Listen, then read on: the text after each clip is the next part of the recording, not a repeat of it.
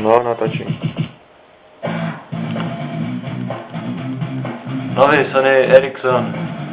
Sony Ericsson, ale už nevím, jak se jmenuje. Sony Ericsson. Kvalitní.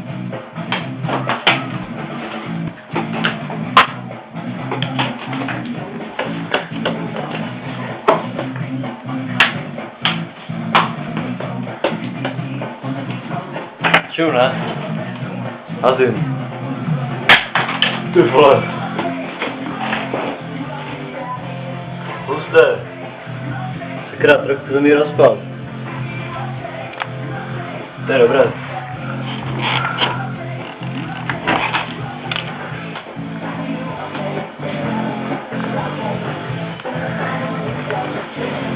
Můj mobil, do prdele, ne?